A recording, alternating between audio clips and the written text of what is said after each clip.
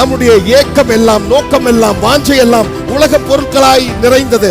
இவைகளை சம்பாதிக்க வேண்டும் என்று நாம் நினைத்தோம். இதற்கு நாம் ஒரு நியாயமான ஜெபமும் வைத்திருக்கிறோம். ஆண்டவரே, அந்நியர்கள் பார்த்தால் என்ன நினைப்பாங்க? ஆண்டவரே, உங்க பிள்ளைய நீங்க ஆசீர்வதித்தால் தானே எல்லாருக்கும் முன்பதாக நீரே சர்வ வல்லவர் என்பதை அறிவிக்க முடியும். இப்படி எல்லாம் நம்ம ஆண்டவரிடத்தில் ஆசீர்வாதங்கள் வாங்குவோம். ரொம்ப நல்லது. ஆசீர்வதிக்கப்படுவது ரொம்ப நல்லது. கர்த்தர் உங்களை ஆசீர்வதிப்பது ரொம்ப மகிழ்ச்சி. ஆனால் உண்மையான ஆசீர்வாதம் என்ன? உண்மையான தேவனுடைய சமூகம் என்ன?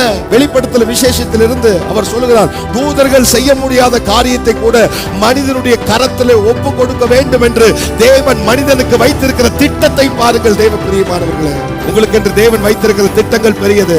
உலகத்தின் மனிதர்கள் என்னமோ உங்களை குறித்து சொல்லட்டும். தேவன் உங்கள் மத்தியிலே அசைவாடுவாரே ஆனால், தேவன் நம்மத்திலே உலாவுவாரே ஆனால், நம்மத்திலே அவர் கடந்து வருவாரே ஆனால், தேவன் நம்மத்திலே மகா பெரிய காரியங்களை செய்யும்படியாய் தேவன் நமக்கு கிருபைகளையும் பலனையும் கொடு